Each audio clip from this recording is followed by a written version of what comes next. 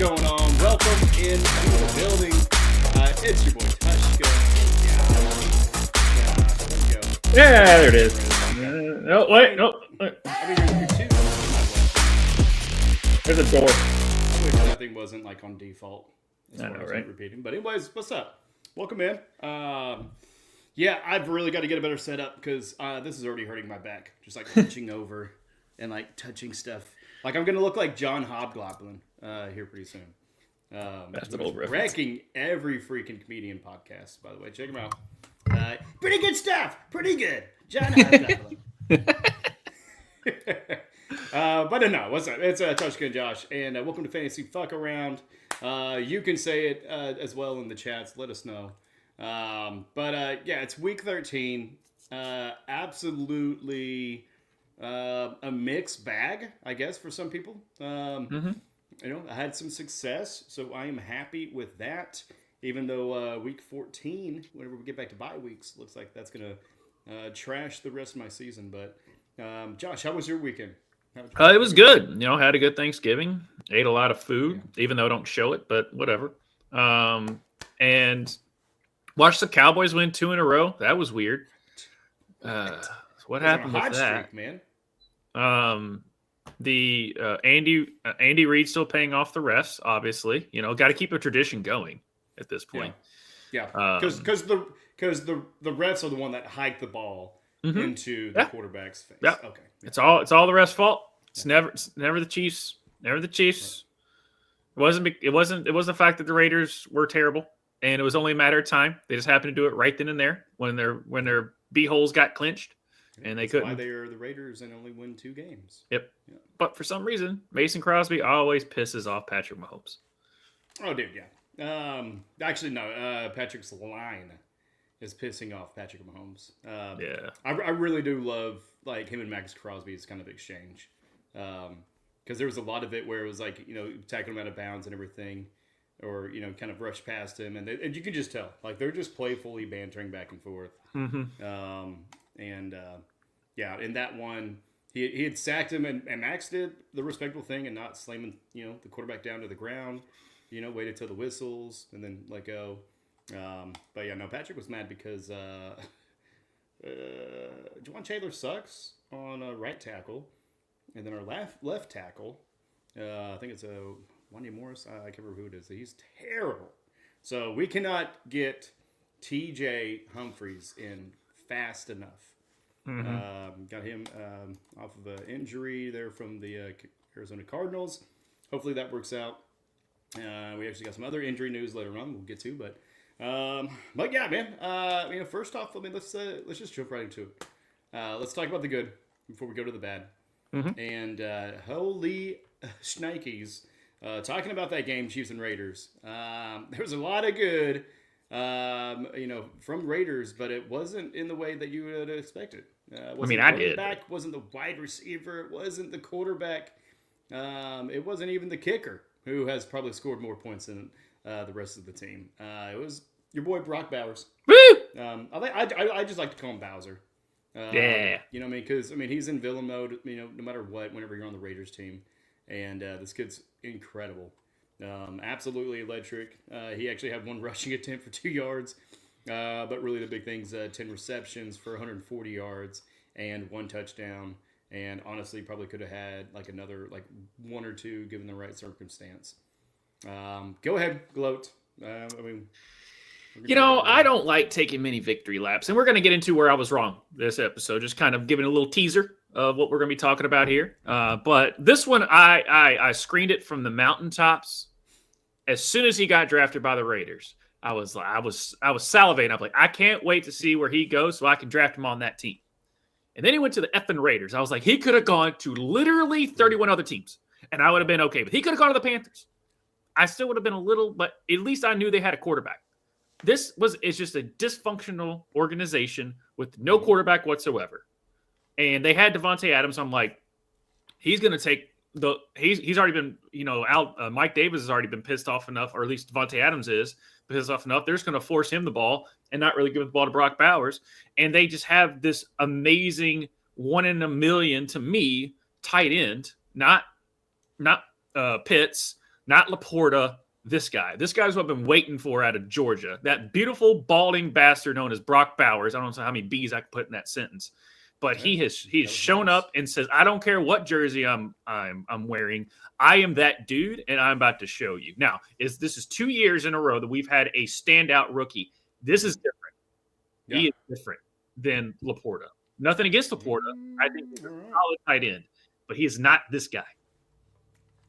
All right. Well, we shall find out next year because Laporta is not really doing much this year. No. Unfortunately. Neither is CJ Stroud. But what other rookie quarterback is really kind of having the year he had last year is Jaden Daniels there in Washington in a 42-19 romp over the Tennessee Titans. Jaden Daniels gets 29 points, 9 rushes for 34 yards and 1 touchdown, and then 25 pass completions off of 30 attempts.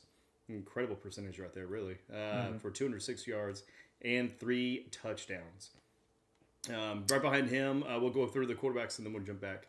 Right behind him is Josh Allen coming off of a pretty easy win against San Francisco. San Francisco in the snow, they're already beaten up. McCaffrey goes out, so it makes things even worse. But also, Allen and company are just absolutely demolishing everybody up there in Buffalo. But he gets 28 points, 3 rushing yards, or 3 rushing attempts for 18 yards, 1 touchdown. He also had 7 reception yards for 1 touchdown. If you're asking yourself, how can a quarterback get that? Well, for one, it's bullshit. 2, if they make a pass and then somebody laterals it to them for a touchdown, that technically counts as a reception, a receiving touchdown. So a little bit of kind of padding stats there. I think it's bullshit. Should be a rushing, but anyways, regardless, an incredible touchdown there. He didn't stop there. He got 13 pass completions off 17 attempts, which is insanely low. But again, this was an incredible snow game.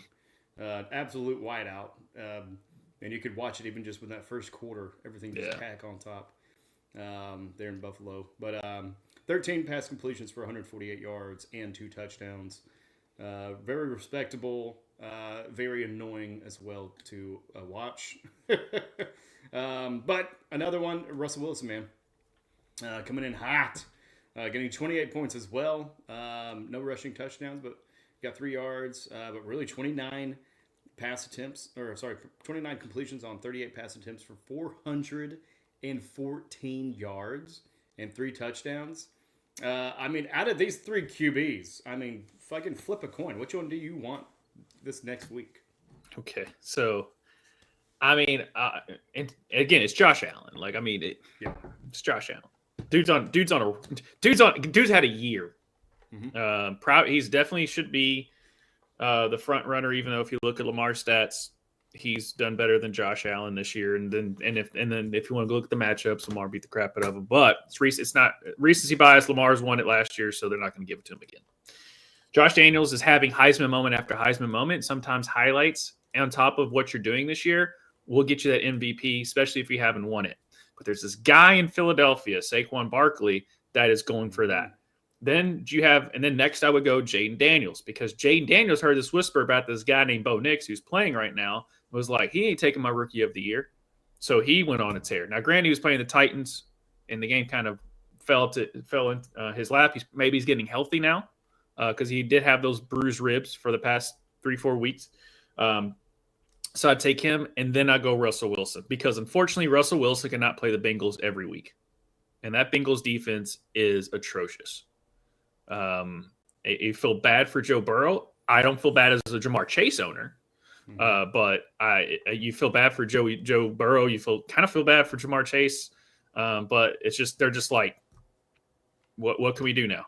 And yes, that's right, Cheryl. Your Bengals. It has nothing to do with the offense. It has nothing to do with the offense. Your offense is going out there and throwing up 30 points a game, and you're still losing. It's not on the quarterback. It's not on the offense. It's on the fact that your defense can't stop. Mm-mm. I don't know. I don't know what analogy. You almost had it. You were going. Yeah. Yeah. I mean, they can catch a cold for sure on offense. Right. I was getting ready to do the cold, but I was like, no, you I can't. know. I can tell you want to go there. Yeah. Yeah, dude. I mean, they couldn't even stop a puddle. They couldn't stop three-legged midget. They couldn't stop a paraplegic in a wheelchair. I mean, I don't know. Think about any offensive thing right now. Also, I didn't know if Cheryl's a Bengals fan. Why? Why? I don't know. Yeah, that's cool. Hey, Cheryl, let us know why you're a Bengals fan. Most of the time, it's because apparently Joe Burrow is. Oh. I mean, he's wearing orange, so he can't be that good. Yeah. Because all the worst teams have orange. Cat. That's why. Just because cat. Oh. Yeah. I mean, there's Panthers. Yeah, maybe. Well, the Bengals have been around longer. Maybe that's it. Yeah, maybe. But yeah, no. So that sucks for him. But I don't know. Get a better defense, man. I mean, just get any defense. Anybody. Yeah. Literally anybody. And I love it because they're such an easy one to target now. Yeah. So I mean, Russell Wilson can get 400 yards, 3 touchdowns. Ladies and gentlemen, target that defense. So she's recent because of Darren. Yeah. That makes sense. You should not have listened to him about picking a good team to follow. They're good offensively. They're like top 10 offensively. They're just 32 in total defense. So they're just the worst. Yeah.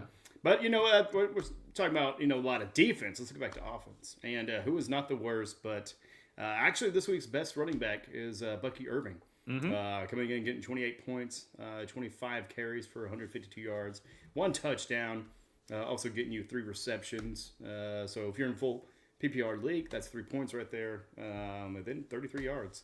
So not a bad showing for him. Then we go back to Washington as far as with the Commanders and McLaurin. And wide receiver bringing in 27 points, getting 8 receptions.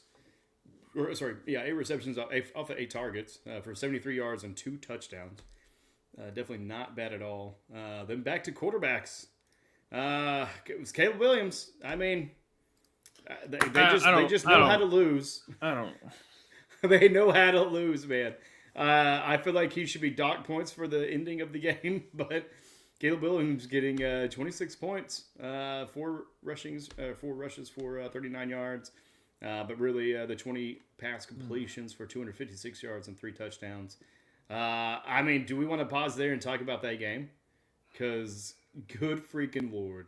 They did fire their coach afterwards, Eberflus. But they had 30 seconds left. They were within field goal range. They were down 3. All they had to do was just kick the field goal to tie and go to overtime. They didn't spike the ball.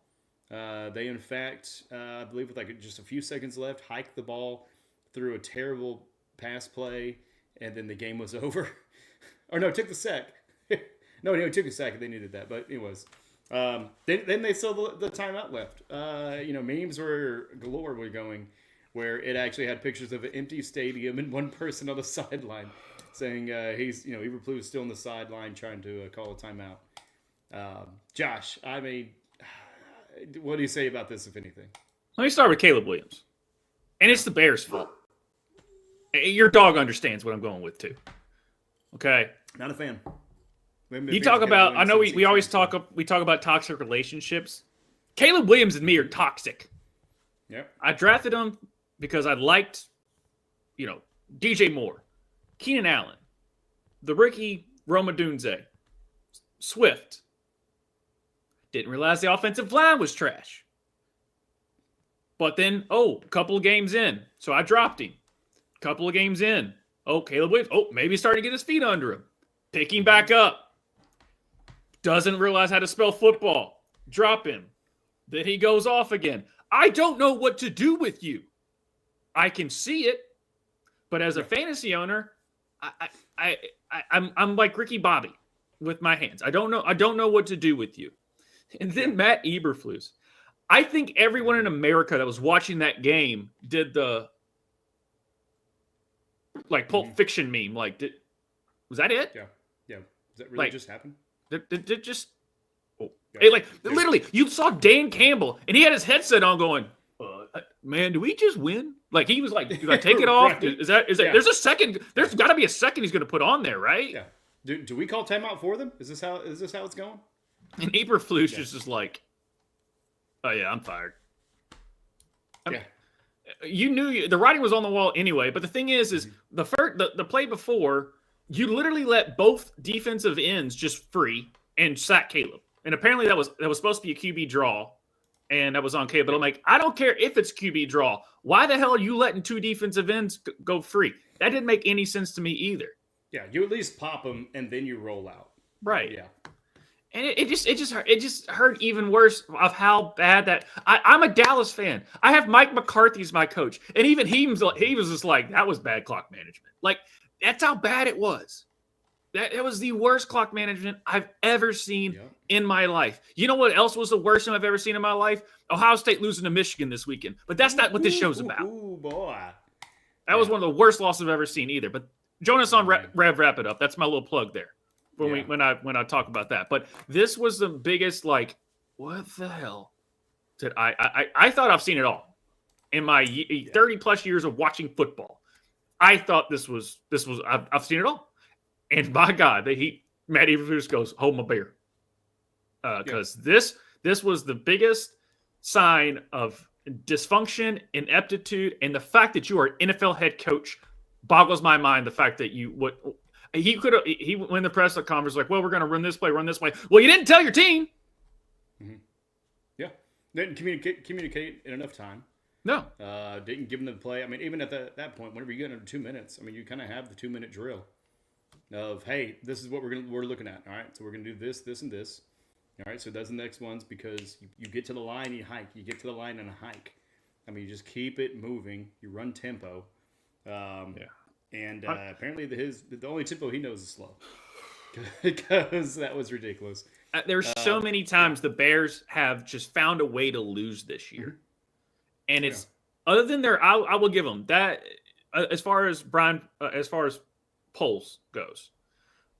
The only thing he did wrong as a GM so far for the Bears is not fixing that offensive line. That's it. That's really it. The defense, fine. But that offensive line is atrocious. And Caleb Williams they need to get him a quarterback whisperer or somebody, because he holds on the ball too long and he needs to go through his reads quicker. Other than that, the dudes make some special plays. And that's kind of what frustrates me about Caleb, because I can see it. You can see those plays. You're like, it's there, but he hasn't put it together. He holds on the ball too long.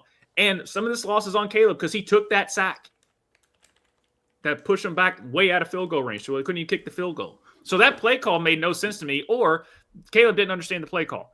I don't know what it is. Yeah. Well, I mean, you don't have to worry about it, because you're not going to have to watch them that much longer. No. Because they are not going to be in the playoffs.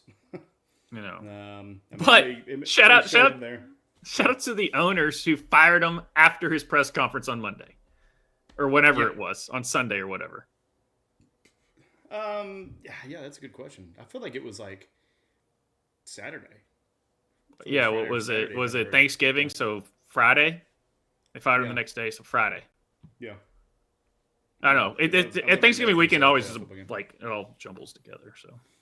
Yeah, well, I mean that concludes Bear Talk with Josh. So now we're going to finish up the top 10 and with some positivity, because our boy Mike Evans getting 26 points, 8 receptions off 12 targets for 118 yards and 1 touchdown. Welcome back, sir. And thank you very much for the win. Another one helping some other people win is Bijan Robinson getting 26 points, 26 carries for 102 yards, 1 touchdown. Also getting 6 receptions for 33 yards, and then rounding it out with Lamar Jackson. Talking about MVP lead really right now, especially a fantasy point lead. He adds another 25 to his stat column, getting 8 rushes for 79 yards. Slowing down on the rushing touchdowns, not getting as much lately, but did get 23 completions off 36 pass attempts for 237 yards and 2 touchdowns. And that is your overall top 10. Josh, any final thoughts that are not related to the Bears? When Brian Robinson plays, you better start him. There should be no excuse. When Brian Robinson plays, especially now, Austin Eckler being out, and get better. Because that was a nasty shot he took.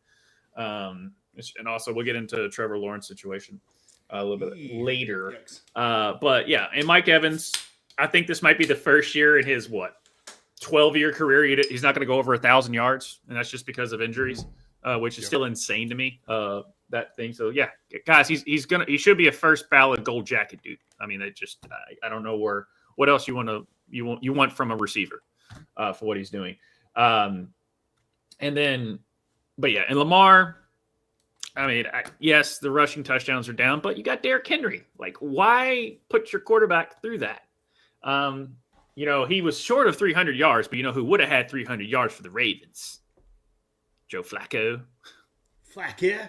Did you mean Bijan Robinson or Brian Robinson? I meant Brian Robinson, but I see the B Robinson, and they're always swapped. But yes, Bijan Robinson. Yeah. Guess what? This is what I expected him to do all year, and he's been pretty well for the last second half of the year. He's in the top 10 again overall running back. So yeah, he's not doing too bad. And there's a lot of players that have slow starts and are not picking up. There's backups that are really filling in these roles nicely after injuries.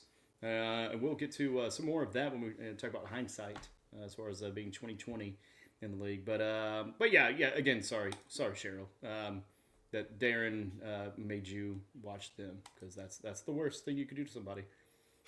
Also, Chris to give Taylor talking about that's me and Aaron Jones. This toxic relationship, meaning toxic relationship like you and Caleb Williams, who I had for I think one week or 2 weeks, and I dropped him as well. As far as Caleb Williams, who should the Bears get for head coach? Dude, that's a good question. I mean, anybody. I think Vrabel is a nice fit for Bears mentality up there. I mean, Vrabel and MCDC going against each other twice a year. I kind of like the sound of that. Well, personally, I want Vrabel in Dallas. I do want Vrabel in Dallas. I mean, just give me Vrabel anywhere. I do. He's like the ultimate just football dude, coach. That I like Vrabel a lot, and you can just tell he just wore out. He was like Andy Reid in Tennessee. He just kind of wore out his welcome. I mean, it sometimes that happens. Like, you just have to part ways. It happens sometimes. Yeah. I think it's going to be either Aaron Glenn or Ben Johnson, one of the Lions coordinators. Aaron Glenn right now is on the Vegas is putting him as the odds-on favorite to be the Bears' next head coach. I'm like, I can see where they'll be excited, but Bears fans are like, give me an offensive coordinator with that team, because Aaron Glenn is fine for the Lions, but they literally just had it off a defensive coordinator. I don't think the Bears fans want another defensive coordinator.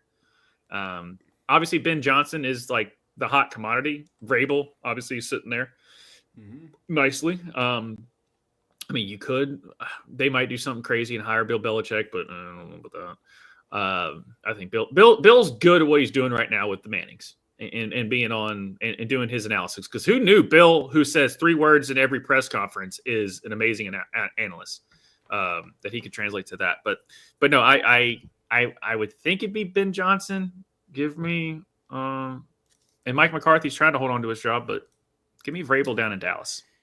Yeah, well, I mean, another name that gets floated out is, I don't like it because I just don't think he's a great head coach, Cliff Kingsbury. Former OC with Caleb Williams there at USC there for a little bit. Done a great job there in Washington, and he is a guy that goes where the money is. He doesn't understand that he sucks at being a head coach yet. So he's going to go where people pay him. He's a hot name. He's a cute looking boy. He's very photogenic. So who knows? I mean, who knows what's going to happen there? But I would rather have Vrabel. I mean, just that defensive mindset, being there, and just get yourself a really good OC. I mean, if Kingsbury came over as OC with Vrabel as the head coach, I think that'd be a pretty nasty duo there. Even though there may be a little bit of contrast in kind of personalities and coaching style. But, yeah, we'll see. Giff, let us know in the comments, man, what you think as far as who should be that coach. Also, you all at home, let us know in the comments after the fact, because we are live right now. Live. And live, we are live. And we're going to keep living. We're going to keep living. And we're going to go on to Hindsight's 2020. Thought that Ted Lasso great. commercial. Live! Yeah. But, yeah, Josh, so we're talking about hindsight. We know we're week 13. We've got one more week in our league's playoff, as most leagues, hopefully.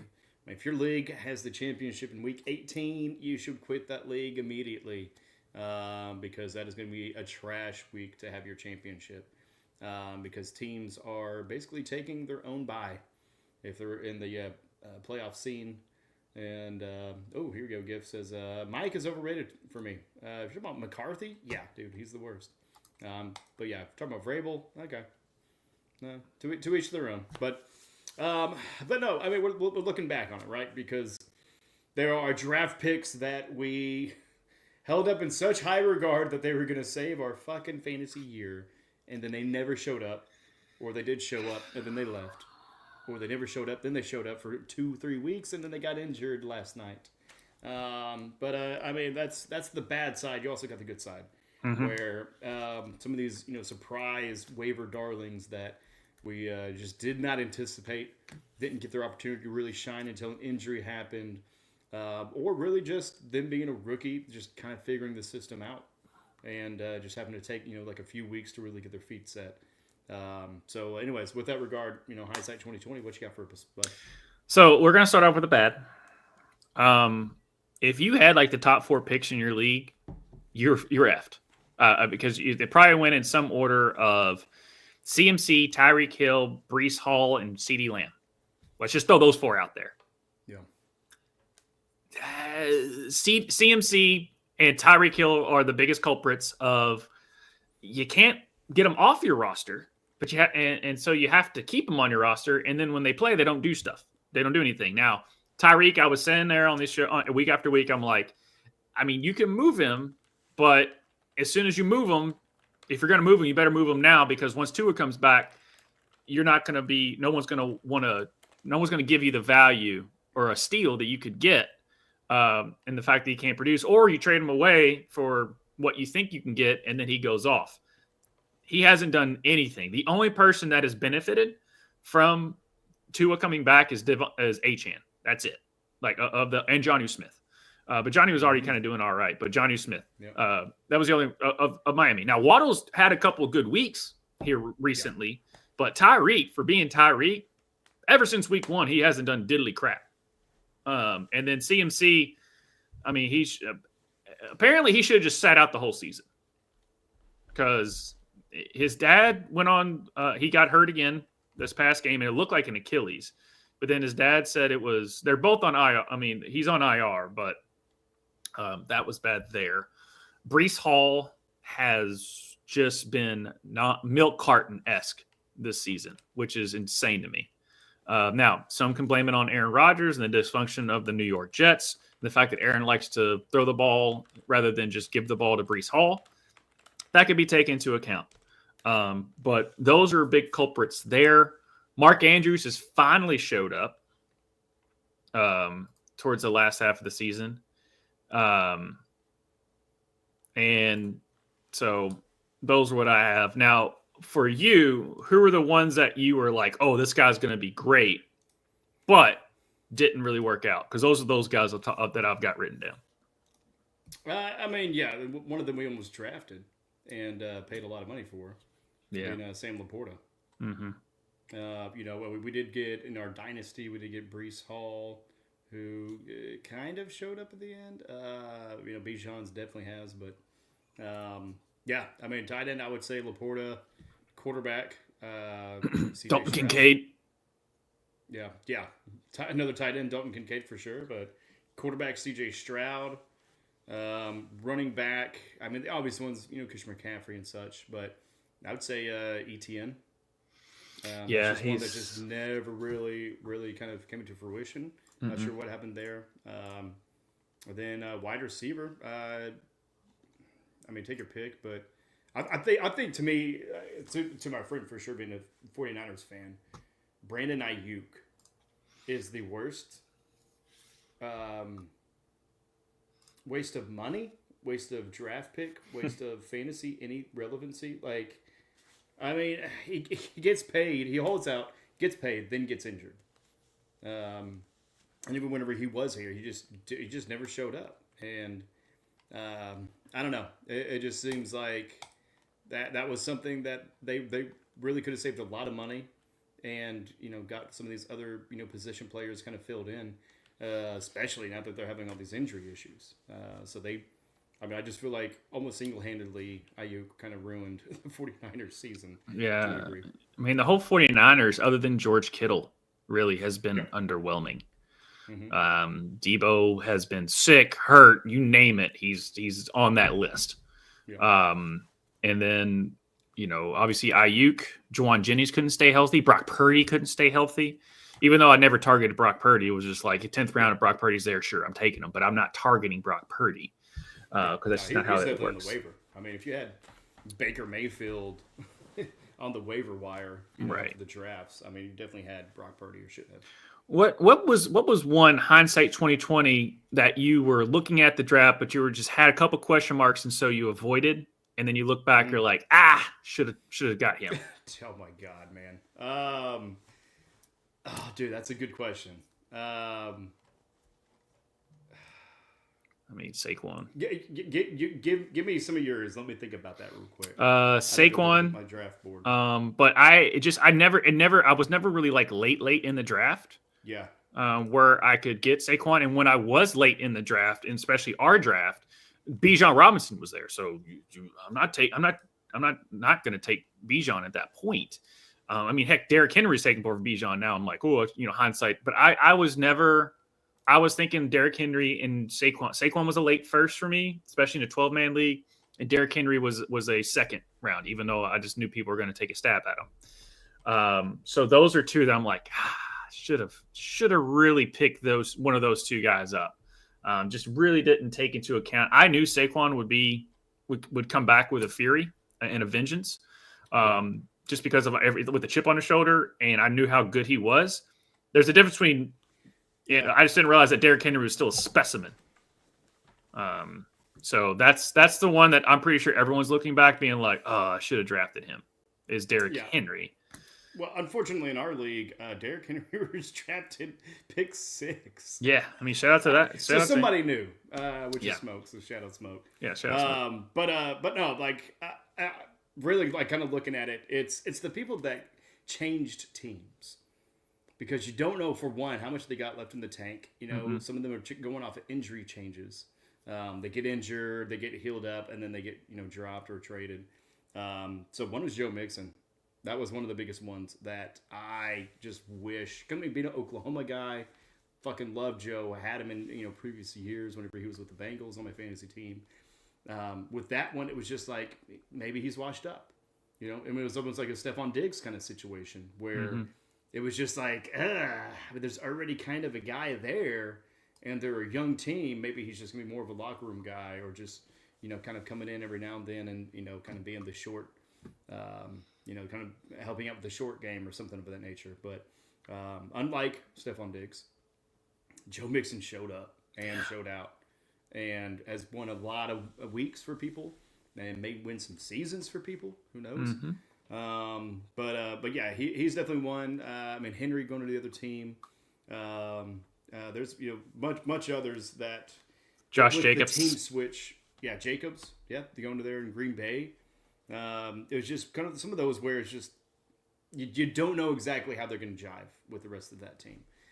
Those are the ones that I really just kind of shied away from because I just didn't trust it 100% enough to really draft it.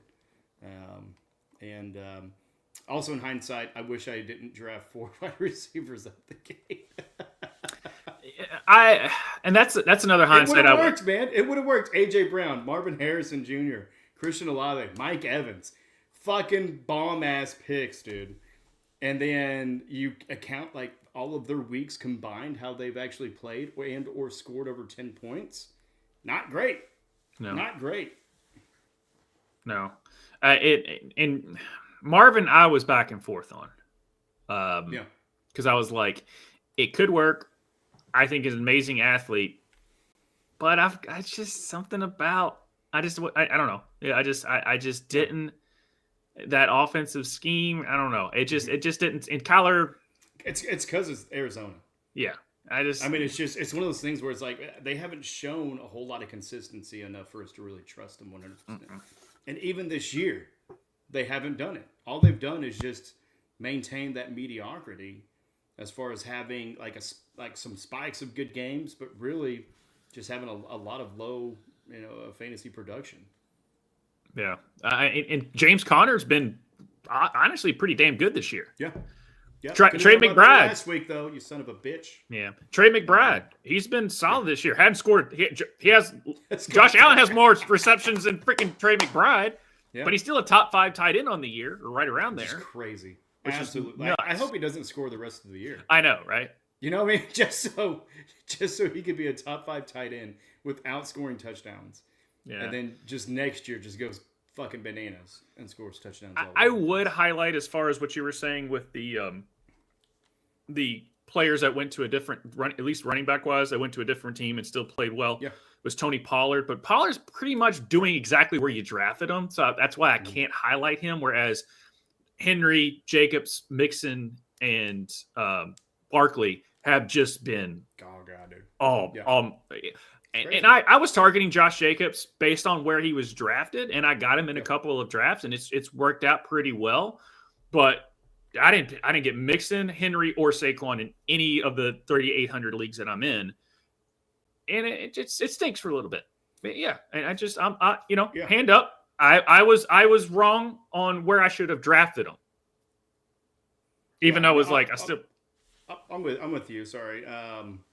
Because looking at the draft order, Barkley was available. Yeah, and I knew he would be good, but not this great. I mean, Derrick Henry, I wasn't even sure if he was going to be good at all.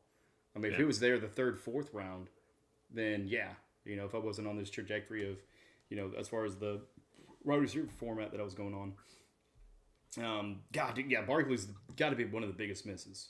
I mean, he went 2nd round, 6th pick on ours, but some other ones that. I mean, maybe they started off good and didn't really kind of pan out. I mean, Alvin Kamara. He's still a top 10 back on the year. He's been, and I pulled it up. He's still for at least running back wise. Kamara is still top 15 running back of the past since week 9. So since week 9, okay. Since week 9, he's still a top 15 running back. Now he's top 10 over the year. Quiet production. I mean, it's just down to probably in the 10s, because he was getting 20 points. I mean, he was playing some banger games. But also the whole Saints organization as a whole. I mean, it started off hot and then just went super cold halfway through the season. So that's probably where my mind went with as far as dismissing him. You're right. Just because the Saints are just an afterthought. Because they're already on to, they're moving on to 2025. So therefore your mind is just not focused in on them. Plus as two people who, that was one we got wrong, which we'll get to wide receivers here. I was totally wrong about Chris Olave, but Alvin Kamara, I typically didn't draft him. I didn't really care for Derek Carr was I didn't really care for the organization. I thought Kamara, who came off that suspension year and he was I didn't think he had enough left in the tank. They were talking about trading him midway through the season, even though he's on a hot tear. But I mean, this is a different scoring league. But I mean, since week 9, he went, 24, 13, 10 by 13. So it's not like it's just he wasn't as explosive as he was in the beginning of the season. So you think, oh, he finally died down. No, he's just been quietly consistent, which is still good for fantasy. But it's not somebody that's going to it's not the Saquons and the Derrick Henrys. Or even the Josh Jacobs now of the world that are just really having a good second half of the season, and a Devon Achane. But everyone was drafting Devon Achane at the spot, and so it ended up working out. He just had that weird gap when Tua was out for that. How does it feel to be right about Baker Mayfield? Can we take a victory lap Dude, on that one? So good. This is why you tune into this show. for the fact that we believed in Baker Mayfield when no one didn't, even though probably were some other people. But I'm not saying that. We were the ones. But how does it feel? I want you to take your victory lap as an Oklahoma Sooner fan for the fact that it's fucking great, man, because I've been championing this kid for a while. And it was just like, fantasy-wise, I didn't want to pick him up whenever he was with the Browns. I didn't want to pick him up whenever he was with the Panthers. I mean, that's a legit the two of the worst organizations in sports entirely. Like, but then you see him go to L.A., goes to the Rams. He flies in on a Wednesday. I think he played on that Thursday night. He throws for like 300-plus yards. Actually goes bananas. And it's like, there it is. There's the fucking guy. Like, you get him in a decent system, he's going to flourish. I mean, he's not a kid anymore. He took his licks through the public perception, his whole time while he was in Cleveland. He oversaturated the media market, so people got sick and tired of him in commercials, which I get it. But him as a player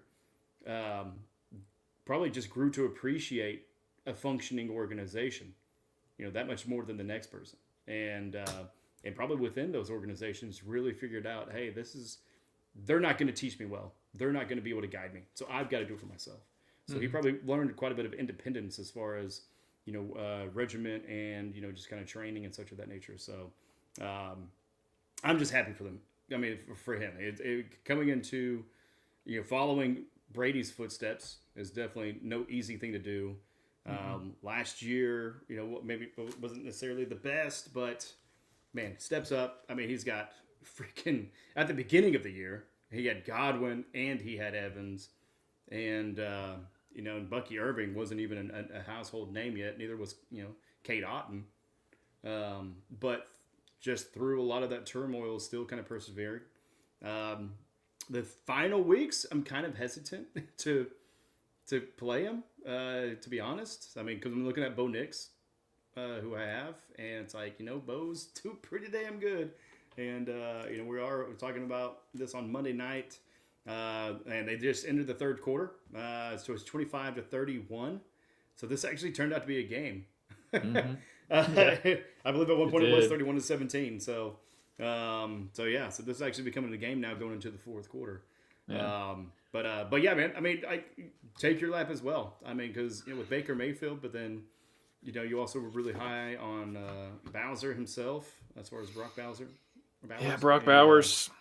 Yeah, there's some other people you were kind of high on that maybe didn't pan out, but there was some. I just now realized when he went through Baker's career, I know the fancy footballers call him Laser Mayfield. No. He was signed on a Monday, worked out on a Tuesday, and he's died like multiple times in his career. People have called him dead. He is Solomon Grundy. That is Baker Mayfield. He is Solomon Grundy, right? Just when you count him out, he comes back, and he's still somebody you have to be like, all right, we still have to take check in the fact that Baker Mayfield is. This dude is Solomon Grundy. Just when you think, he's done, he's washed, blah, blah, blah. Yeah. He's dead. We threw him in the river. Right. Nope. Here he comes back. He is Solomon Grundy. All right. Born. I can't remember the whole thing. GIF, if you want to type it out down below, please. Yeah, Born on a Monday, something on a Tuesday. I don't know. Dies on a Wednesday or something like that. Anyway, but yes, Solomon Grundy is Baker Mayfield. That's us. That's here in the fantasy fuck around. Do not try to take that from us. And if you do, please give us credit. Be nice. Yeah. I'm not gonna. So who was some of your guys? I'm not gonna take a victory lap on. Devon Achane. I liked him coming into the season. I target him in many places. Obviously, Bijan was the one that I was focused on. Hindsight 2020, I was right and I was wrong. In the fact of he wasn't the stud I was expecting him to be, but he was he's still exactly where I drafted him is like, I think 9th overall or 8th, or he would have fell to like the 6th pick. Like he was still in that mid-tier first round, and he's still finishing as a mid-tier first round overall running back for the season. So I was exactly where I thought he'd be, but I was expecting him to take that Saquon Derrick Henry leap that Derrick and Saquon did.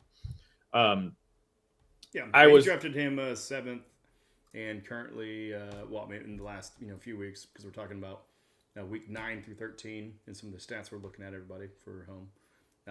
He's number 8 there. So Yeah. I was right about.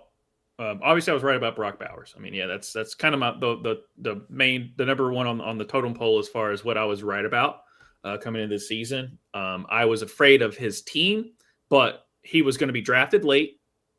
No one was going to reach for him, and no one wanted to touch him.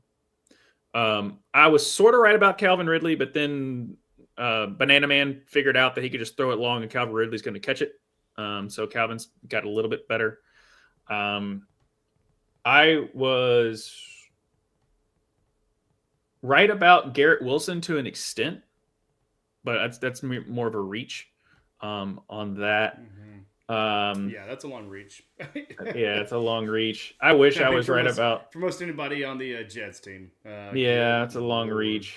I was right about Brian Robinson. I will say that I think I got Brian Robinson in I don't know how many leagues because of where he was drafted, and I thought he was one of those of the boring running backs of like a Jerome Ford or that level or David Montgomery, like that tier of running back. I was focusing on Brian.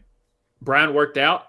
David Montgomery has exceeded my expectation for what he's doing this year because I figured Jahmyr Gibbs would basically be the guy at this point and his snap count will go down. No. That Sonic and Knuckles thing is the coolest thing that I've seen this season. And shout out to them wearing the Sonic and Knuckle cleats at the Thanksgiving game. But that's the thing that absolutely blows my mind is, for one, how high producing their offense is there in Detroit, and how you can have David Montgomery and you can have Jahmyr Gibbs and you can still get 15, 20 points game from them. But then also how little Sam Laporta fucking does for that team right now. Like, he was the entire offense last year. I mean, he was getting, used like a, workhorse because, maybe just being a rookie and having young legs. But good Lord, man, it's like this year, it just hasn't been there. And it's even crazier because, like, with Jared Goff, he's still a middling quarterback. Yeah, fantasy-wise. I mean, as far, fantasy quarterback. I mean, as far as, what do you do with him? Like, I don't know. It's just interesting just to see these 40, 50-point games, and then some of their star players just really not being of great value. It's like not the opposite effect, but almost kind of the same kind of dichotomy of the Chiefs being 10-1 and not really having anybody that you want on that team. As far as like being a set it and forget it player. And winning you weeks. Yeah. They're going to win games. They're just not going to score you points. Where the other one, they're going to score a ton of points, but just some of the star players just aren't going to be that. So yeah. And the other thing, I'll at least finish your question with answering in a different way. You were saying, like, what else did I get right? And it's more, let's go back to the draft. I was right about reaching or drafting certain position players too high for what they were going to be doing for you compared to the value you're passing up. Quarterback and tight end. I don't like reaching for them unless there's nothing else there. Like, I don't really look at quarterbacks till the 4th round. I just don't. I don't look at tight ends until the 6th. I just don't. So I'll bring out your boy that you're wearing, Travis Kelce. Yeah. He ain't worth a 3rd round draft pick. Nope. Has he finally showed up somewhat at the end of this season? Maybe. But I called that from the beginning. Me and Tvshka talked about that. And Travis Kelce is one of the greatest tight ends to ever play the game, arguably the best, depending on who you talk to. Yeah. And I knew this season coming in, we were talking about it. Load management, pitch count, whatever you want to call it. That's kind of what they were going to do for him. Yeah. I don't know what he's referring to. I probably said something that was... Yeah, touched him. Right, okay. Where? Show us where in the doll. Shout out to Motor City Machine Guns. This is where Detroit is on Michigan. So for the Kelce of it all, he is literally giving away his yardage. That's to Noah Gray, part, dude. He's tossing such it. a utility player, such a team player. He'll catch the ball to throw to somebody else. He has done that 3 times this year. And as a fan, I love it and I hate it at the same time because it is risky AF. But it's also, I don't know, to me it's just like if they're having fun and feeling that confident in it, I mean, then go for it, you know. But as far as fantasy, yeah, I'm not touching him anywhere on that doll. I'm not even asking for permission. Right. I'm asking him to leave. Asking him to leave. Yeah. Yeah. And thank you, Giff. Yeah. Cousins. Yeah. I was indifferent about him. It just, again, Cousins is a 10th round drafted quarterback. Based off of that, even if he ended up top 5, fine, but I'm still not drafting a quarterback like that. That's not a dual threat. That's in the, I drafted CJ Stroud in like the 6th, 7th round in one of my leagues. And you could say he was a bust even when drafting him there, in a sense. Lamar's having an amazing year. People didn't draft him in the top 3 rounds. They drafted him in the 4th, which is typically where you would take them. Jalen Hurts is having a down year for Jalen Hurts. Mm-hmm. You probably drafted him if it's not a dual super flex league, that's a different story. Crazy. Like he's having a down year, and he still has more rushing touchdowns than Saquon Barkley. Yeah, push. I know. That's just like, dude, wow. Like it just doesn't have that much production at all. No. And that's why A.J. Brown, A.J. Brown's been dinged up all season, but, that's what A.J. Brown's suffering is because that offense, they don't need to throw the ball. They just turn around and give it to Saquon. Saquon and the offensive line does their thing. But Jalen, I need you to throw the ball, please. God dang it. Can we just get a 15, 20-point week out of A.J. Brown? That's all I need this next week. Let's go. Yeah. And Patrick Mahomes, I did stay away from him. We talked about that in the offseason too, guys. We were like, when are you going to say you were wrong about Patrick Mahomes? We weren't. Nope. Hand up, we weren't. Because Tvshka knows that team better than I do. And even I was having I don't think Patrick Mahomes is going to be that good this year. You're like, he's not. Yeah, he wasn't that great last year.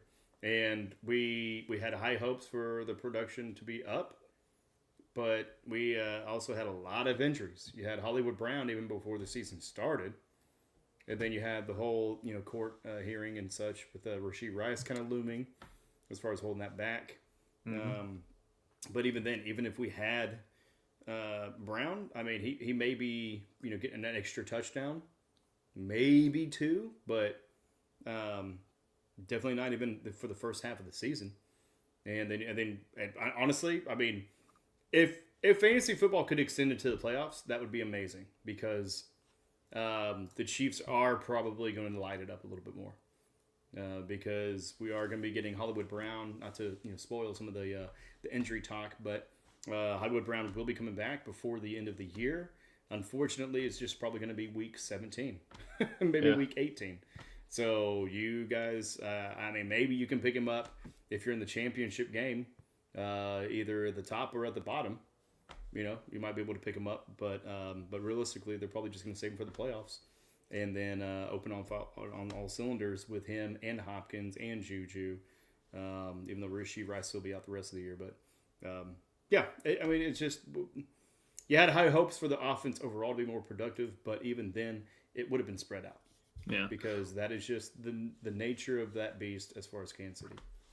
That is why they got rid of Tyreek Hill because we were just so Tyreek-centric in our passing offense. Yeah. What was one of the draft picks that you were, or sleeper-wise, that you were like, okay, here it comes, and then the injury bug, not named Christian McCaffrey and all the other stuff. But what was the one that you're just like, crap, if that person didn't get injured, they were going to be amazing. They were going to maybe be a league winner. I'm looking at A.J. Brown, I'm looking at Chris Olave, and I'm looking at Mike Evans. Well, Chris Olave is number 1 to me. Yeah, because he's still out. Yeah. Evans and Brown have came back, but all of those have missed at least 3-4 weeks due to injury, and it really hurts. But Olave, hopefully we get some updates coming up this next week as far as what that looks like. But I'm not counting my chickens just because of the situation that the New Orleans Saints are in as far as playoff contention. But really, to me, the biggest bust was me going for the stack of Marvin Harrison Jr. and Kyler Murray. Yeah. Injuries be damned, but Marvin Harrison injuries. just was the reason. Marvin Harrison just. I mean, Murray's done decent, but it's like, dude, if him and Harrison could have gotten on that page, I mean, that would have opened up a little bit more. That might have actually really helped out McBride and actually getting in the end zone a little bit more too. But I mean, to me, that's my biggest disappointment there as far as that draft, because that was one of the big reasons why I went with wide receiver heavy first. Was because just being at the end of the draft, I looked at it and I was like, dude, I could get AJ Brown and Marvin Harrison, and then we'll see how the chips fall. And I could either have a Jalen Hurts stack, I could have a Kyler Murray stack, and then whenever looked at it again, I was like, well, shit, Christian Olave, Mike Evans. I mean, those are incredible right there. So I could also get, Baker Mayfield stack, which I did. But I mean, the stacks is what I was going for, and it helped out early in the season. But then, just as injuries kind of riddled it, and with Kyler Murray and Marvin Harrison Jr. not getting on the same page, that's the one I was kind of the most pissed about. Yeah, because that could have been Saquon Barkley instead of Marvin Harrison Jr. And if I didn't get Marvin Harrison Jr., I wouldn't have, probably reached for Kyler Murray. So that could have been, somebody else could have been, Jordan Love or Joe Burrow. Yeah. And even because Joe Burrow went in the 9th round. Yeah. And where's he at right now? So, like I said, guys, like I said, maybe I'm just saying, tune in when at least our pre-draft stuff. There's a reason we say don't draft the quarterback so freaking early, because you're passing up on possible value, or at least take a stab at that, because you can get them. You can get that value, especially if it's not a Lamar, a Jalen, or a Josh. Those three are different. I know Patrick Mahomes, but Patrick Mahomes isn't what those three guys do as far as rushing touchdowns. Yep. But if you want to keep drafting him in the first 4 picks, sure, by all means, go ahead. Keep doing it. Keep doing it. I love it because it opens it up a little more. Right. One other. Oh, I was gonna say. Okay. Well, here's the thing, man. I want to call you out. Okay. Because we're talking about quarterbacks. What about Anthony Richardson, bud? Okay, here's the deal. Here's why I drafted him. I'm all ears. Okay. You didn't just draft him. You were high on him. Nah, I said I was never high on him. Even when he came out of even high school, even though he played for Florida after that. I was meant to say college. I was not. I never understood. Like, he was terrible at Florida. I was like, maybe it's Napier, because he showed some promise, then he got hurt last year. And then, but I drafted Michael Pittman at a good value, and I said, screw it. 9th round, 10th round. What do I always say? I'm drafting quarterback 9th, 10th round. Might as well go for a stack. So I gambled. Guess what? I busted terribly. So I wasn't wrong in the sense of when I was taking my quarterback, I went for the stack and his possible athleticism for where I drafted him. That's my Skip Bayless spin zone, and it makes sense if you hear myself talk.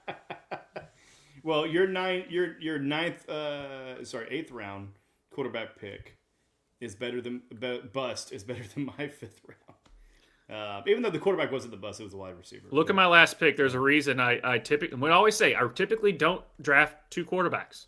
I typically don't. What was my last round? What was my last pick? Kicker? No, well, the last actual player that's not a kicker in defense. Oh, defense? Okay. Jared Goff. There you go. So that's I remember even during our live. You can go back. Yeah, it's recorded. Fine. You know who I got after you got Goff? Laser. Yeah, he took Baker Mayfield, baby. Yeah. Yeah. Well, I just. But you know who picked up somebody even after? Jason L. picking Bo Nix. Yeah. That is my biggest. I was wrong. You let go of him, so I picked him up. But good job. Good job on that draft pick. Yeah. That is the biggest, and I'm gonna admit I was wrong. I was about more Bo wrong Nix because I was vehemently hating him. Oh, I wasn't touching with. I wasn't touching with a 10-foot pole. I thought he was terrible at Auburn.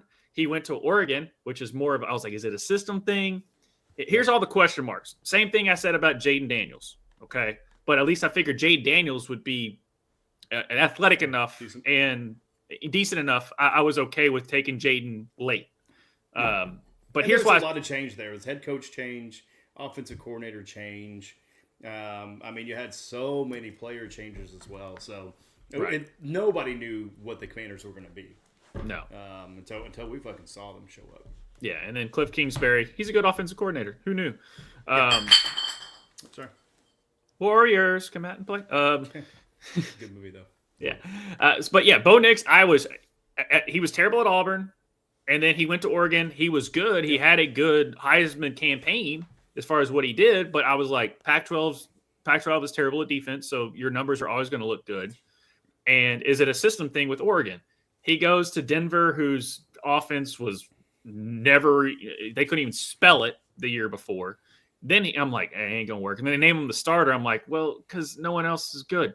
So, of course, he's probably going to just might as well throw the kid out there. He's like 20. He's like 26. 20, he's an older quarterback. He's like him and Penix because when they came out. So I'm like, don't see it. Really, Sean Payton got his guy. And he's playing really well, especially his rookie year. I mean, they're winning right now, granted, and they're kind of in somewhat of a shootout. The Browns just took the lead. Sorry. I just said that, and now I looked at the score, and Bo Nix has 2 interceptions. All right, good job, Bo. But he's surprisingly, fantasy-wise, been extremely good for fantasy. No, he definitely has. And the Browns are this weird enigma of a team that just plays when you least expect them to play. Mm-hmm. Which the Chiefs still play the Browns, I believe. So I'm not too excited about that. No, because we like to play down to our competition for some reason. But yeah, no, Bo Nix though. I mean, we even picked his backup, assuming that he wasn't going to be the starter instead of. And it was that wrong about him that we picked against him. Even not that we didn't pick him, that we picked against him.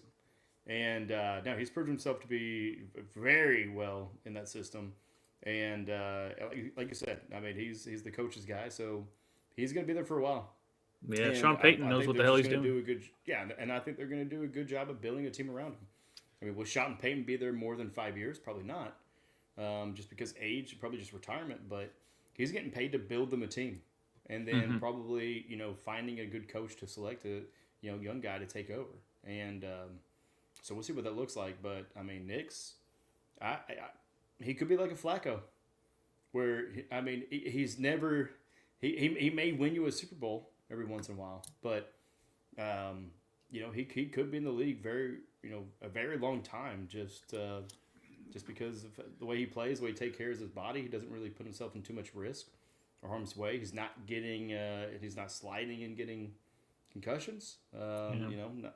Not making fun of the concussion situation, but just referring the injuries, which we're going to get to. But yeah, Bo Nix. I mean, the biggest miss, I think, for sure. Yeah, anybody who drafted Anthony Richards high. I know you didn't, but there were so many people that were high on Anthony Richardson. I even questioned it in that draft itself as far as if I should go for him. But, even at that time, to me, the sample size from last year was just too small. I mean, we saw 4 games that he looked incredible, and then he got injured. And it was just like, all right, I mean, flash in the pan, and then, injury prone? I mean, that's not a quarterback you want on your fantasy team. If you pick him up waiver wire, yeah. But, when you're drafting, you're trying to beat out the other 10, 8 to 12 teams that you're playing against. And getting people off of those waiver wires and getting them locked in. So no. But yeah, man. Yeah. Speaking about waivers, okay. What was your favorite waiver pickup? Man, the one that I did personally. Let me even look at what I got. And what was the one that you were like? You looked at and you were just like, no, that was just a once in a thing. It's not a trend. They're not actually going to be. Oh, as far as like the misses. Oh, yeah. What's your hit and what's your miss? as far as God, man, waivers. there's so many. And honestly, like with the hits, I don't even have them on my team anymore. And it's not necessarily like, hey, I hit because, Jono Smith, I'll probably ride out to the rest of the season. But, other ones, I picked him up for that 1 or 2 week that I knew that it was a good matchup. Oh my God, sorry, that's a good question. I was not prepared for that. You go ahead and kind of let me know which ones yours were. And then the two that I was surprised, and like I kind of looked at and saw where it was going. One was Darnell Mooney. That was number one. Yeah. They're kind of 1A, 1B. That and then Josh Downs for the Colts. I picked him up knowing Joe Flacco was going to be the starting quarterback. Just because of how Flacco and Josh Downs was. I mean, not Flacco wasn't there, but Minshew was there last year, and he targeted Josh Downs. We talked about Josh Downs last year, so he kind of stuck out to me. I'm like, he's a good route runner. He gets his targets. Joe Flacco's going to get him the ball. And he was great. And then Anthony Richardson came back, and we're like, I don't know, but we weren't going to drop him. Josh Downs has been a very good flex to wide receiver too. Same thing with Darnell Mooney. And Darnell Mooney sometimes can win you a week, especially when they play Tampa. Unfortunately, they're done playing Tampa. But Darnell's been pretty well. His last half of the season hasn't been the greatest for Darnell. But those are, obviously not tight end based stuff. Because, how many people are like, Isaiah Likely? I'm like, I don't know about that. Yeah, again, Likely is probably one of those ones where you pick up for the matchup. Yeah. But he hasn't been consistent enough. But definitely two that I missed out on. Actually, no, I think I hit on Bucky Irving for 1 week, but I dropped him too soon. Because I thought he was just kind of the filler before Rachaad White would get, kind of back in the game. Rachaad White came back in, and Bucky Irving has taken the show. And is definitely the guy there. The one I definitely missed out on because just for that reason. Like you see the 20, 30-point game, right? And it's just, okay, let's see a little bit more. See a little bit more, right? And so you wait 1 week, maybe you wait 2 weeks after it. And then somebody snags them. That was Chase Brown. Because I just didn't, necessarily trust the Bengals at that point. We didn't know exactly what that was going to look like. And I really thought that maybe they were just going to be faltering the whole season. But then they just did in true Bengals fashion, at least offense-wise. They pick it up in week 9 or, week 8 even. Right. They just had that slow start. The wins don't match up because their defense is absolutely atrocious. But Chase Brown was definitely one that I missed sorely on. And another one, though, that I would like to shout out just because, we got him in the draft on our fantasy team. So, you did a good job since you were running the draft for us in that, is Westbrook Akine. A guy coming out of nowhere. I hope things get better in Tennessee for him. We'll see exactly what that looks like next year. But yeah, he definitely shown a lot of promise, and the last 4 weeks, he's number 10 on wide receiver, so he's beating out DJ Moore, who had a good weekend. Zay Flowers, Tyreek Hill, DeAndre Hopkins. That's one that you drafted him probably thinking he was going to be decent, and he's actually going to be turning out a lot better just because of a team change. But it's like I was right, and then he changed, and I was like, nope, I'm wrong again. Like as soon as he went to the Chiefs, I was like, shit, I'm going to be wrong about that, because I didn't want DeAndre Hopkins, and some people are like, oh, DeAndre, he's going to be good once. And I'm like, he's not on that team, and then he got traded to the Chiefs. I'm like, damn it. Yep. Oh yeah, but for those of you that drafted DeAndre Hopkins, you didn't really get much the first 6 weeks, 8 weeks, until he joined the Chiefs. And even then, he has I think consistently been getting touchdowns, so that's helped out quite a bit. But yeah, in our league, I picked up Hubbard and Tracy, which ended up. Oh, yeah, Tracy, yeah. Yeah, Tracy. That's another big. Well, obviously, people are like, I don't know. The Giants suck. Tracy's still been pretty damn good. Same thing with Carolina. Chuba literally they signed him to an extension halfway through the season because of what, and they have Jonathan Brooks chilling there. So those were two. Bo Nix in one league, and it was late, and I was like, we need I'm not because we had CJ Stroud. I'm like, I don't really care for CJ Stroud. I was like, Bo Nix is chilling there. Mm-hmm. We're picking up Bo Nix, which I'm just like, this is where you just hey, I'm wrong. He's good. Let's pick him up. And he's been playing pretty solid. We started CJ this week because of them playing the Jacksonville, and he still sucked. Gosh, damn it. Yeah. CJ Stroud is definitely one of those busts. For Chris the Gift Taylor, he said Packers defense, for a great pickup. And then Christian Watson for disappointment. Depending on the week, though, man. I mean, he was injured for a good portion, but, I mean, if you kind of are able to, whack-a-mole, basically, as far as, having some good educated guesses with, I mean, he was decent. Yeah. I was right about Jaden Reed to an extent, but he's been up and down, but that's how that offense kind of works. But you saw this week, he went for 2 touchdowns, 1 rushing, 1 receiving. That's what they do with him. So I just look at scheme. If they're scheming him for these rushing and how they're going to target him in the pass game, and he's that good of a player. But the thing is, they also have, obviously Romeo didn't play, but they have Wicks and Watson and Josh Jacobs, and the Packers they're not going to just throw the ball to one guy. They're not going to focus in on him.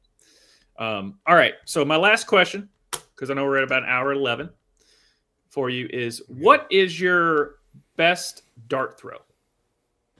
Ooh, or that's where the luck comes in. We're like, you've done the research, but throw a dart. I feel like that would probably have to be the draft with Baker Mayfield. Mm-hmm.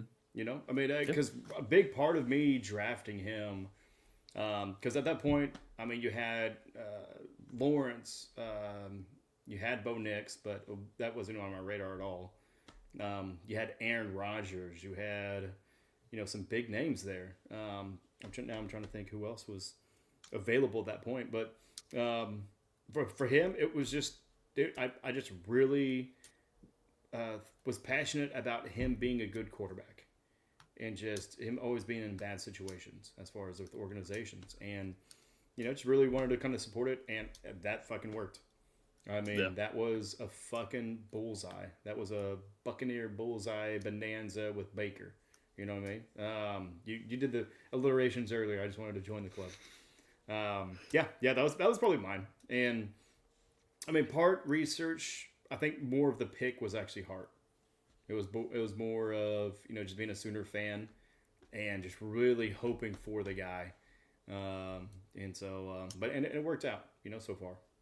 Yeah. What about yours, man? I mean, what's a pick that either you drafted or waiver that you just you kind of maybe saw a little bit of proof in the pudding, and regardless if people were saying the name or not. I mean, I think that's the biggest thing is with these dart throws. It's not somebody you hear on a podcast, right? It's one that you've kind of looked at yourself. So, what was one that you were thinking of? Well, obviously Brock Bowers. I mean, even Giff was saying at the bottom. I mean, that's number one. I mean, I drafted him in the 13th round in one league that I was able to finally draft him because some people were actually like reaching for him, and I'm like, no, this is perfect. Now, this is a non-tight end league where you start 3 wide receivers, 2 running backs, and then a flex. So technically, tight ends are really non-existent unless they're Brock Bowers or something like that. So I was like, shoot, I'll take a dart throw at Brock Bowers. At whatever it was, the 13th round. I get to keep him the 10th round next year. Just how the league worked. That was number one. Of course, if anyone's ever listened to this show, you know how I feel about Brock Bowers. That beautiful balding bastard known as Brock Bowser. Yes, all the bees in the district. But the other one it was kind of like how sometimes you just have to let the draft fall to you and see where the value is and assess take a dart throw at that value. And the two I've already talked about these 2 guys before, and that was Brian Robinson and David Montgomery. Okay, because you get them around the 4th to 6th round. Mm-hmm. They're not sexy picks. You're not like won the league. There it is. You weren't saying that. But my assessment was Dave Montgomery. I'm lucky on these. I lucked out on these two. I'll be straight up with you on where you would take those tier running backs and the fact that these guys are, if one for Brian Robinson being up and down as far as being, when he's healthy, he's great. He just hasn't been healthy all season. So he's kind of lower on where he ranks as far as the other running backs, where David Montgomery is a top 10 back for the year. Mm-hmm. So my thought process going into it was Brian Robinson, they're probably going to be run heavy in like a veer type, RPO with Jaden Daniels. I don't care if they stack the box. They still have to take into account of Jaden Daniels. So it could open up some lanes for Brian Robinson. And Brian Robinson was good last year in that dysfunctional team, but he's just a solid back that he's not going to wow you, but he's really going to be great. And then David Montgomery, I thought I drafted him like we got him for 5 weeks until Jahmyr Gibbs takes over. Literally, that was exactly what I was saying as soon as I drafted him.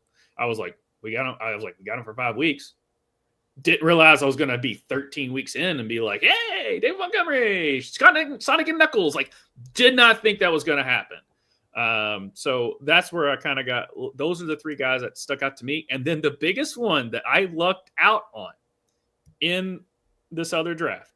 Thought we were doing one, but that's okay. Yeah. Well, everyone knows I have 8,500 leagues, and also many of luck. But it's gonna surprise a lot of people. We had the 6th pick, and I was targeting. As everyone knows, I was a big Bijan guy, and I still am. He's still playing well. Bijan was right there. It was the guy I was drafting 5th. We had the 6th. He took Bijan right before us, and I was like, I guess we'll just take Jamar Chase. Like, that was literally, I was like, fine. And I was pissed because I wanted Bijan. And I was like, fine, I'll take Jamar. Because, all the offseason shit that he was going through, and he, how he shoots off at the mouth, and I'm like, this dude might play 2 weeks and say F it. And so, and lo and behold, he is a godsend this year. So, even in those first few weeks, though, it definitely didn't feel like that for people. No, he didn't. But it was Jamar. It's like, give it time, because of practice and how other stuff works. So, but yeah, that's surprisingly Jamar Chase is the biggest luck because he fell to us, and we're like, well, we have to take him that I had this year. All right, yeah. For GIF, he says, Zay Flowers was his. Zay was such a tweener to me because of Derrick Henry and Lamar being there. Mm-hmm. Zay was there, it's fine, but it's like, and he was great last year for where he was, but I was just like, if he fell to me in the right position, but I'm just he's going to be one of those guys I'm like, I'm going to question starting him over X every damn week. And every time you start him, he does good. And then every time you're like, oh, it's a bad matchup, or he has a bad week and you sit him, then he does well. But that's what it's like in the life of a wide receiver. So, but yeah, Zay Flowers has been very solid. GIF, good dart throw. Yeah, and he's been able to dodge the Ravens curse too, and not getting his dick broke. Because a lot of these people on the list that you're going to be pulling up for us right now are a bunch of broke dicks, man. We're talking about injuries. Broke dicks.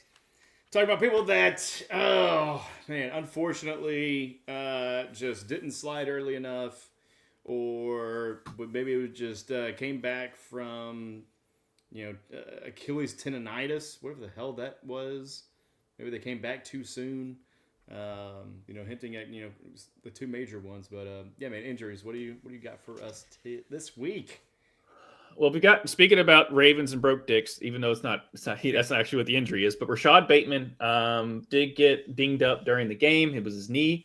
Harbaugh said it isn't believed to be a long-term thing, so there you go. CeeDee Lamb, shoulder, because I was wondering, like, why isn't CeeDee Lamb playing? He's going to extra time between games, so he should be ready to go week 14. But that's why I was wondering why he was out. Trevor Lawrence got knocked out. That was scary. And that's all I'm going to say about that. But he did tweet out that he's back at home. He's feeling fine for getting knocked out. But it's just scary stuff, and it's unfortunately part of the game. And yeah, it was a dirty hit. Lad McConkey, he went out with a knee. Harbaugh says he's working through a couple things and remains to be seen if he will practice this week. So I don't think Ladidi is going to be playing the way it's looking for that. They might need him to. Yeah, they might need him to. Yeah. That's going to be a big game. So they need Ladidi. Sunday night, man. Yeah, they need Ladidi. Definitely going to be a barn burner. Going to come down. Oh, yeah. It's definitely must-watch television there. Stafford suffered a lateral ankle sprain in Sunday's Week 13 win over New Orleans, but neither his practice nor games status this week is expected to be affected. It's Stafford. He's old. He's going to get dinged up, guys. Taysom Hill, he's on track to miss the remainder of the season. I'm not going to say anything. That sucks. It's your favorite guy. But I'm not going to say anything. Yeah. And we're going to do as a twofer. So the running back room of the San Francisco 49ers are done for this year. Yeah.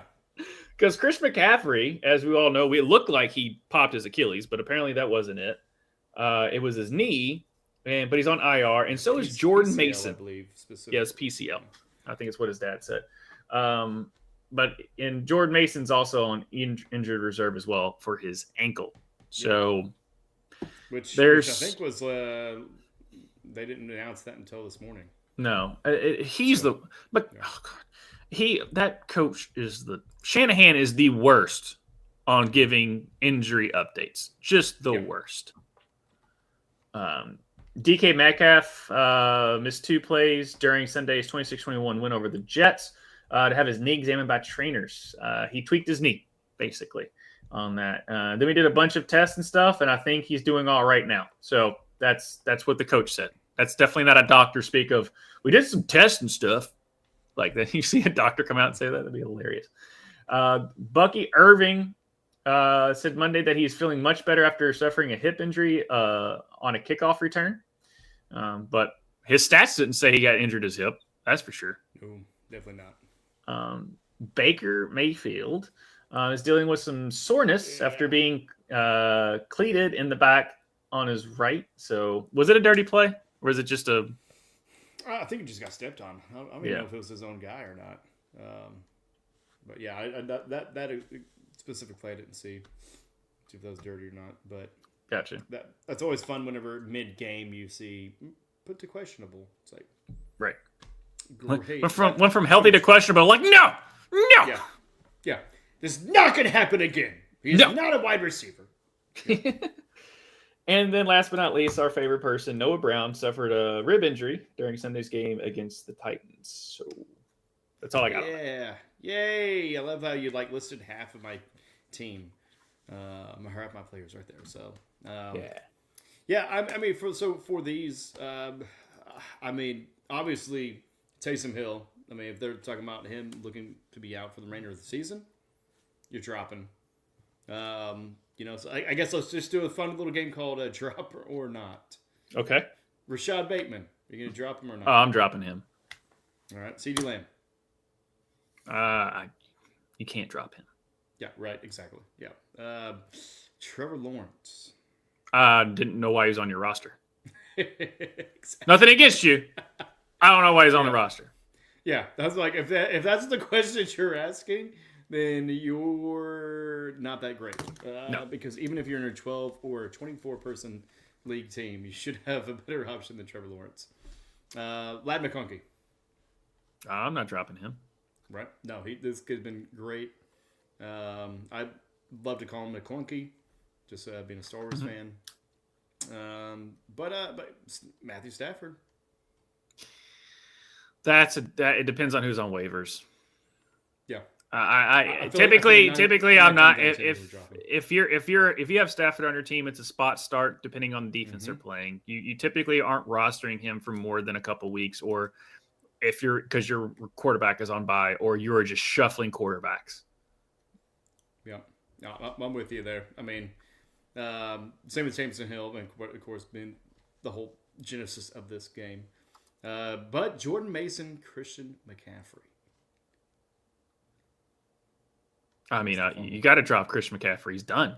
Like, he's not, even if he comes back, he's not going to win you a Super Bowl at this point. Nope. You got, one more week of the regular season as far as most of your leagues are concerned, then you got 3 games after that. IR is 4 weeks, boys. Yep. Exactly. DK Metcalf. Oh, yeah, you're keeping him. Yeah, right. The dude's a beast. Yeah. Bucky Irving, Baker Mayfield.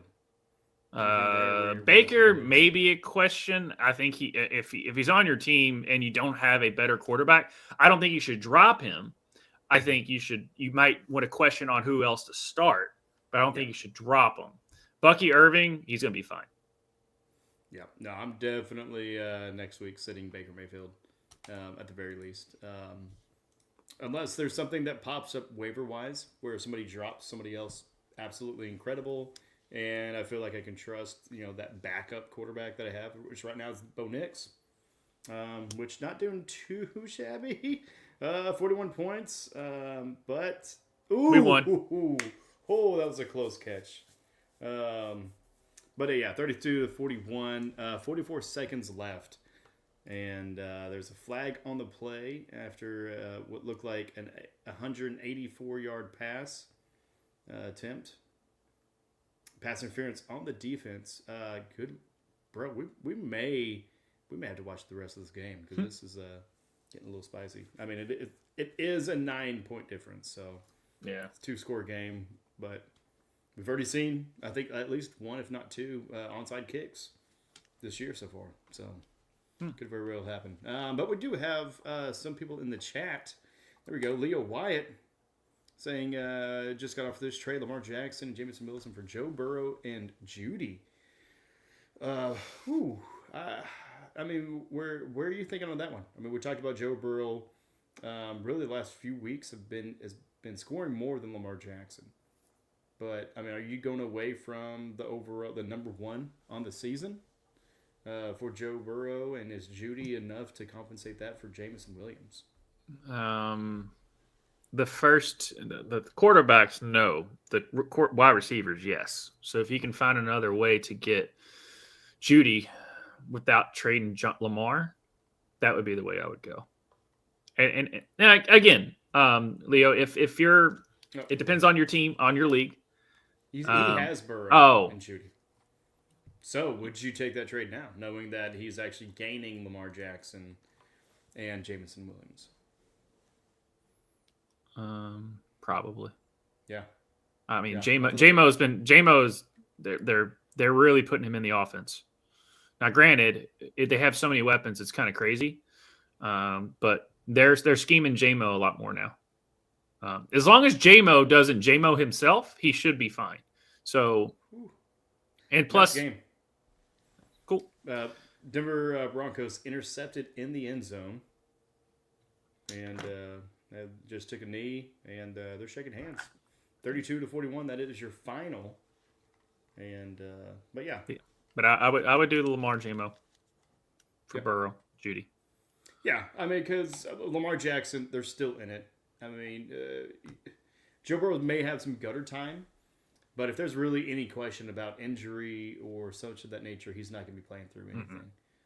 They're going to err on the side of caution. They're going to put in their backups probably here in, 2 weeks, 3 weeks maybe, just to give up on the season and to see what they have for next year, see who's going to basically just have, instead of spring training, they're going to have winter training, and see who's actually going to be sticking around next year.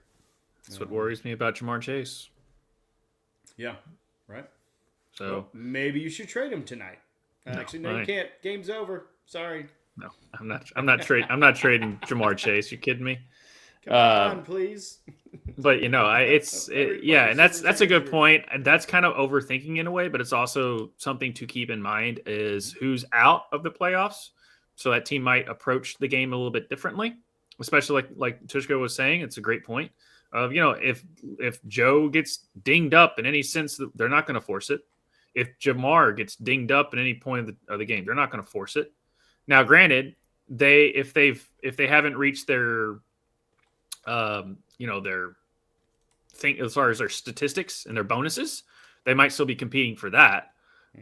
But I do worry about T. Higgins, Jamar Chase, not Chase Brown, but I do worry about Higgins, Chase, and Burrow during the playoffs because they got you there.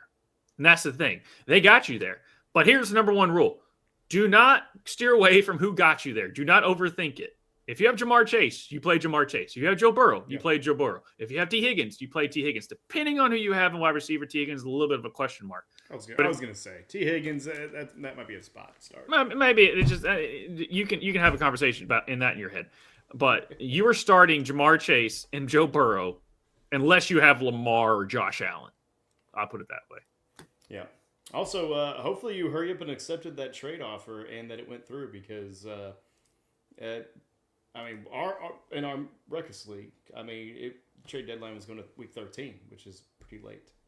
So a week 14 trade, that is interesting as far as the deadline. Yeah. What do you think about that? Let's talk about that for a quick second. Week 14 because week 11 actually season.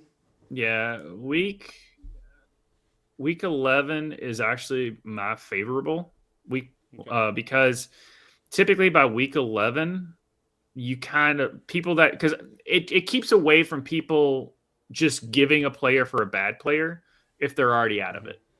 It keeps because at week 11 there's still chances for everyone's still kind of in the hunt at that point unless you're 0-9 or something like that. Well, we just won another game, dude. Just chill out. We won 2 games. Oh my God! Look out, guys. We're on a streak. Look out. Don't let us get hot. But that's the thing is like if you go too deep into the season, you're gonna more and more teams that are gonna be eliminated from the playoffs are gonna be like, screw it, I'll just trade, and that's why there's a trade deadline. Same thing with the NFL. It's like that's why there's a trade deadline. That way you're not, trading away just to get draft pick after draft pick after draft pick, all that stuff. You just that's why that's there. Same thing is I don't really like going even 13, but I just kept it that way just because we really don't have much trades in our league. But I'm more of the week 11 just because at that point everyone's still kind of in it. Yeah. 13 was interesting. For me, there may have been like one trade I wanted to do, but just looking at everybody's team and everybody that was still involved, it was just like that's not going to get accepted. But with it though, like it you get kind of to that point where your team is kind of set and you can't really attack the waiver wire that much like you could early in the season because people are kind of taken, but also because you don't want to drop something for that. So that's why I kind of like the later. But again, like for our league, there's just not a whole lot of trades that really go on. I think we had were we the only one, or did we actually have like 2 or 3 other trades? There was a couple other trades. Was there a few others that you had to prove? Okay. Yeah. Okay. Because I remember throwing the vote out there. Yeah. So at least 2 trades, but yeah. So that's where I would kind of be in favor of it, but definitely, for you all that are in your leagues, just be thinking about that for next year, right? Yeah. Think about the things that are happening right now to where you would want to make it look better next year. So the things you like, let your commissioner know. And the things that you don't like, let them know as well. Just be kind about it because it's not their fault. Just because you have a bad team, just because you can't pick up anybody waiver wires wise, unless there are some waiver issues as far as rankings and such of that nature. But and then also, if you're in a league you don't like, you want to get another one, follow us. Follow us at Ruckus EV everywhere. Also, join the Discord in the chat below, and we can definitely get you hooked up next year. For everybody that's watching that hasn't paid the $10 league fee, come on, let's go. Let's do this. If you win and you hadn't paid the fee, you're not getting shit. I'm just saying. Just let you know that we may give a trophy to the second place. No, that's not gonna happen. No. That's not gonna happen. No. But yeah, Josh, anything else before we wrap this up and get out of here, man? Well, may all of your teams be great and all of your enemies be tortured or not tortured. Anyway, there was going to be like a really cool saying, but then my brain just melted. So dark, dude. So yeah, dark. yeah. It was like DC dark. I got Gladiator 2 on my mind. Anyway, sandals and swords. Sharks and pools. Rome. Great. Yeah. Anyway. Back to live action. If anything else, guys, thank you all so much. We will be back here next Monday, breaking down everything that was the week of the NFL. Also, too, join us on the other shows that we got going on. We got Game Dudes tomorrow. As we're trying to wrap up Divinity Sins. We got like 70 hours in the damn thing. It feans like we still got 800 more. Right? But yeah, I just looked up. I was like, damn, I got 70 hours in this thing. Feels like it just started. But yeah, just me and my 3 of my buddies are playing Divinity throughout, and we're going to argue over armor. It's hilarious. Come join us over there and tell us how bad we are at the game. That's number one. I want you all to join us and tell us you all suck. Why did you do that?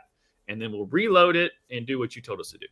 And then on Wednesdays, we do our Rev Sports Wrap It Up, where myself, Tvshka, and Soul wrap up everything that is in the world of sports. We're going to go more into the NFL as far as the actual overall storylines and playoffs, all of that. Speaking about playoffs, you want to hit the button? I'm not ready for it. Okay. Because we're talking about the college football playoffs. Playoffs? There it is. Playoffs? Yeah, there it is. You can't ask for it. You just gotta. Well, yeah, I just like going to play the button, please. Anyway, so we're talking about that and all the kind of controversy of rivalry week and Michigan and Ohio State and planting flags and fighting and all that jazz. And also, suck it, Kentucky, 41-14, bitch. And then Thursdays, me and Justin, we got a lot to do. So join us if you're a big wrestling fan. Join us this Thursday. We do it every Thursday, but please join us this Thursday. We got a lot to cover. War Games just ended this past weekend, and myself and Justin Toner. We've got 2 weeks worth because we were off last week for Thanksgiving, and I hope everyone out there had a lovely Thanksgiving with everyone out, with your family, your friends, whoever you were celebrating with. I hope you had a lovely one there. But yes, 9 Eastern, 8 o'clock Central. We go live there, and we will break down pretty much 2 weeks worth of wrestling. News, all that jazz. So it might be a nice little 2-hour show to join us. Tell us what your favorite parts of War Games were, or anything of that nature. But yeah, we're hoping to bring you all some more other great content here. We would love if fantasy would be year round, so you can see our crazy ass faces and me talking way too much in the future. But unfortunately, fantasy will end, but it doesn't mean we will go away. So deal with it. A nice way of telling someone, fuck you. Yeah, there we go. But no, seriously, happy belated Thanksgiving to everybody. Enjoy the holiday seasons. Everything's getting colder, so bundle up. Also, little language lesson, if you don't know. Turkey in Choctaw is fuck it, F-U-K-I-T. So that's why this past Thursday, whenever I worked at the casino, I got to say happy fuck it day to quite a few people in the back row. But if you ate too much turkey, then you may be saying this. Man, tired. I ain't gonna lie. You're tired, man. Anthony Richardson. God dang it, bro. So ridiculous. But anyways, for Josh, I'm Tvshka. We're gonna get out of here because we're tired as hell. I played the wrong song. Let's do the outro. That's the outro song, everybody. We're back. Y'all have a good one. We'll see you at Ruckus TV everywhere. Follow us. Peace and night.